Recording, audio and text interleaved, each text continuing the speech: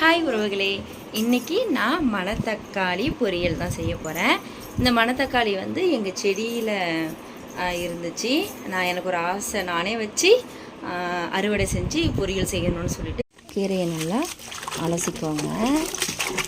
நல்ல தாராளமான ஒரு பாத்திரத்தில் போட்டு அலசிக்கோங்க. நல்லா கீரையை அலசி இப்படி வச்சுக்கோங்க. ஹாய் உறவுகளே, இப்போ நான் வந்து மணத்தக்காளி கீரை வந்து இது பாருங்கள் பொடிசாக அரிஞ்சு வச்சுட்டேன். இதோட பொடிசை கூட அறியலாம். நம்ம ஆக்சுவலாக நம்ம வளர்த்து தான் போகலாம். வெந்துடும், வெந்தெல்லாம் குறைய வேணும். ஸோ அதனால் நடத்தினாவே நறுக்கலாம். சரிங்களா? இப்போ நம்ம வந்து எப்படி இதை செய்யறதுன்னு சொல்லிட்டு உறவுகளே, இப்போ கீரை மணத்தக்காளி கீரையை நறுக்கி வச்சாச்சு. அடுத்தது ஆனியனு, அடுத்தது பூண்டு நீங்கள் நிறையா போட்டாலும் போட்டுக்கலாம், பிரச்சனை இல்லை. நான் கொஞ்சமாக தான் போட்டுக்கிறேன். அது கூட பெருஞ்சீரகம் ஒரு பிஞ்சு தான். கடுகு பாசி பயிரை போட்டுக்கோங்க. நீங்கள் தனித்தனியாக கூட போட்டுக்கலாம். அது சவந்துருச்சு. பாசி பயிர் சவந்தோடனே வெங்காயம் போட்டுக்கோங்க. நானே தான் வீடியோ எடுக்கிறேன். ஸோ சரிதான் என்னன்னு தெரியல, பார்த்துக்கோங்க. முடிஞ்ச வரைக்கும் போடுறேன்.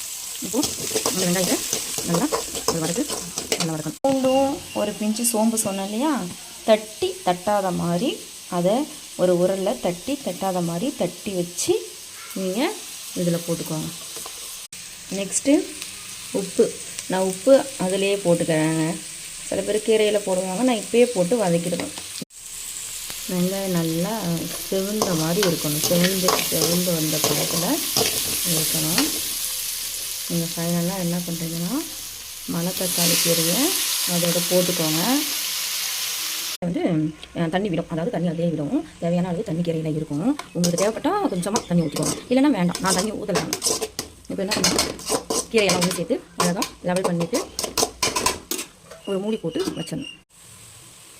இப்போ 5 நிமிஷம் கழிச்சு ஓப்பன் பண்ணிவிட்டு, இப்போ கீரை கொஞ்சம் வதங்கிடுச்சு. வதங்கினதுக்கப்புறம் நம்ம மல்லாட்டை பயிர் இருப்பீங்களா, நிலக்கடலை, அதை வறுத்து அதை பொடி பண்ணின அந்த பவுடரை இதில் தூக்கிட்டு நல்லா தொடச்சி போட்டுக்கோங்க. நல்லாவே மணத்தக்காளி சூப்பராக வெந்துட்டுருக்குங்க. அது கூட நீங்கள் லைட்டாக மிளகாய் பொடி, சில பேர் என்ன பண்ணுவாங்க பட்டை மிளகாவை கிள்ளி போடுவாங்க. நான் மிளகாத்தூள் தான் எப்பயுமே கீரைக்கு போடுவேன். நீங்கள் வேணால் என்ன பண்ணுறீங்கன்னா, நம்ம இந்த மாதிரி மூடி போட்டு 5 நிமிஷம் கழித்து நம்ம 5 நிமிஷத்துக்கு அப்புறம் கிண்டி விட்டு எடுத்து கிண்டி விட்டுட்டு அப்படின்னா நல்லாவே வெந்துடுங்க. மூடி போட்டுடுங்க. என்றைக்குமே மூடி போட்டாதாங்க அது ஒரு டேஸ்ட்டு. ஆக்சுவலாக பார்த்துக்கிட்டிங்கன்னா, நான் எப்பயுமே வந்து கீரை பொரியல் மட்டும் சைட் டிஷ்ஷாக எடுத்துக்க மாட்டோம். சாதம் போட்டுட்டு குழம்பு ஊற்றி அந்த மாதிரிலாம் சாப்பிட்டுட்டு சைடாக எடுத்துப்பாங்க இல்லையா, தொட்டுக்க மாதிரி, அந்த மாதிரிலாம் பண்ண மாட்டேன். இந்த கீரை உங்கள்கிட்ட ஷேர் பண்ணணும்னு தோணுச்சு. மணத்தக்காளி நான் எப்படி செய்வேன்னு சொல்லிட்டு அதுதான் நான் ஷேர் பண்ணேன். கண்டிப்பாக மணத்தக்காளி ரொம்ப உடம்புக்கு நல்லது. நீங்களும் எங்கள் வீட்டில் இருந்துச்சுன்னா ட்ரை பண்ணுங்கள். எந்த மாதிரி ட்ரை பண்ணுங்கள், சூப்பராக இருக்கும், அல்டிமேட்டாக இருக்கும். பாய்.